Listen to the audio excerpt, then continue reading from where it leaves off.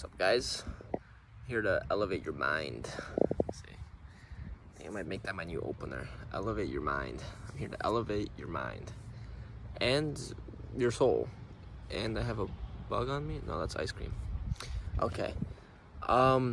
So let's discuss the topic of alchemizing your emotions. A lot of us in the spiritual community are kind of, scared of our lower self emotions, our negative emotions, because they pull us down vibrationally, and we all want to be just love and light. But if our roots are really in the shadow and they're not good roots, right, where we're rooted rather in trauma, we can't be love and light because we're so used to being the opposite of that, right? So we have all this inner turmoil that we have to deal with. And every time we're presented with the opportunity to deal with it, to alchemize it, turn the negative into a positive, we run away, suppress it, and say, no, that's not a part of me. I'm a new person now. I'm only love and light. I don't, exercise negative emotions anymore because I am, I have transcended that. And yes, that can be true once you actually have that. But when you actually have that, you won't need to tell yourself that, right? It'll just happen naturally because you are much more aware and you're much more healed to the point where that negative reaction won't happen anymore. It'll just naturally be a positive reaction because you won't see another person yelling at you. What you'll see is the frustration coming from them.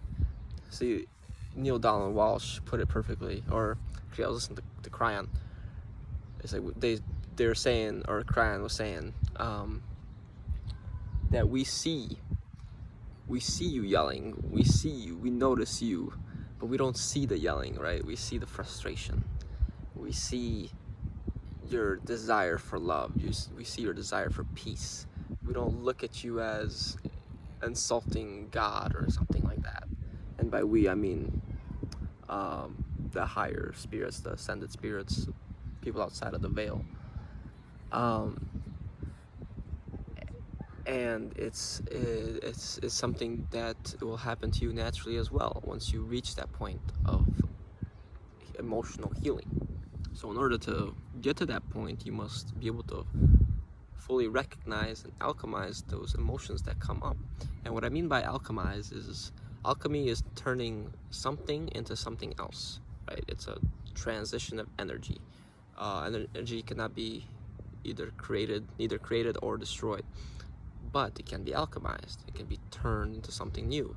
Our thoughts alchemize reality because they transform from thoughts into materials.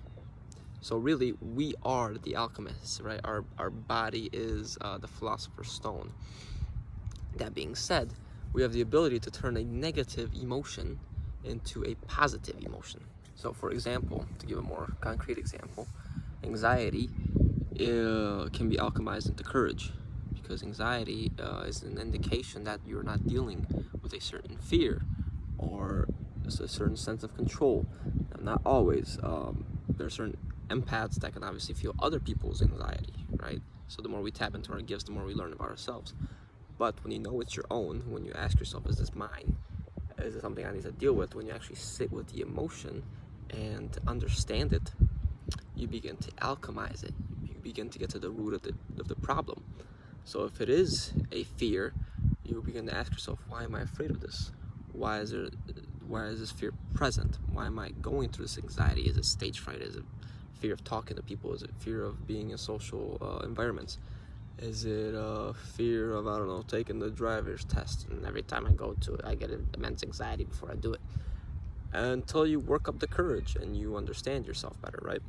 And there are many other examples, from anger to, sadness, or all kinds of things.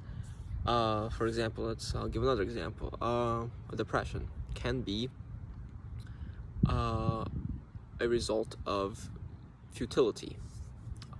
Futility means that you understand something is unsolvable, uncontrollable. And when you accept futility, you basically work your way out of depression, because you accept there's nothing you can do about it, right? People that get divorced will more than likely be in a state of depression if they're not, aware of themselves, because there's nothing they can do about it. They feel so powerless, where they've been controlling everything for the longest time, and now you physically cannot make another person want to be with you, or emotionally. Physically, you can make them, I guess you can force them, but what I'm trying to say is that they don't have any control over the other person, really, and over the situation. Therefore, they feel that sense of depression because they can't do anything about it. It can also be a sense that you're not following your soul's calling. So you feel also that there's nothing you can do, or you're not on the right path, and it's calling you back to something, right? This is the alchemization. But in order to realize this, you have to sit with it. You have to fully feel it. Okay, I'm angry. Let me feel it right now. Let me just sit with this. That doesn't mean outwardly express it and go and hurt someone or punch someone or yell at someone, because that would be merely a projection, right? But once you can learn to sit with it and deal with those emotions, those reactions, those projections will not happen as often, because that inner state of turmoil won't exist anymore. So you'll be coming from a much more loving place, a much more alchemized place, because you have now desired to turn your negative state into a positive state, right?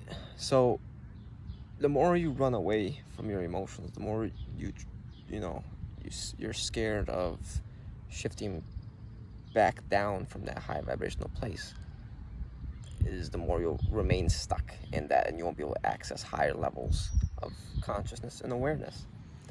Okay? And it's really quite important in these times to really try to not necessarily remove, but bring to light and transform those patches of darkness that you may still have inside you. This is called really the shadow work that we go through, right? And this is actually a feminine aspect of shadow work, where you just sit with it and feel with it. But it goes hand in hand with the masculine side of shadow work, because by feeling it, you understand it better usually. You can feel it, and then you get to the root of it and understand why it was there in the first place, so that it can then fizzle out, really.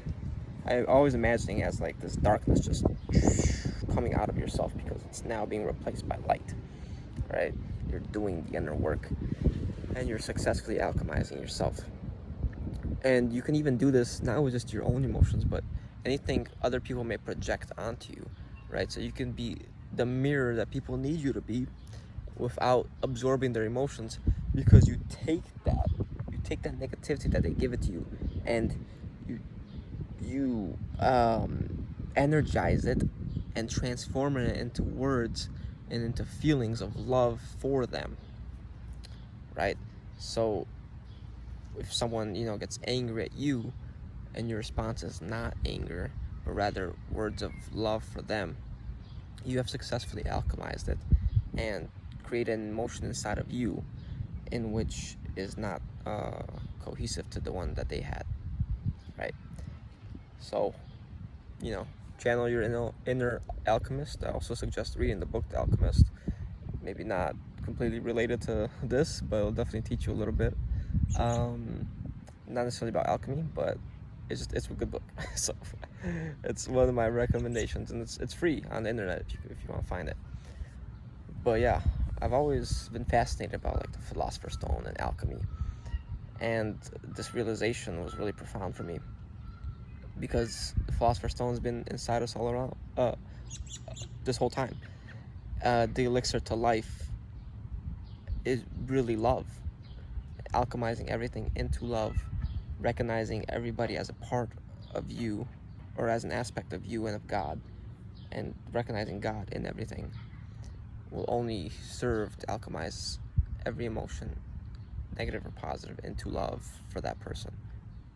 Varying aspects of love, right? So hope this helped.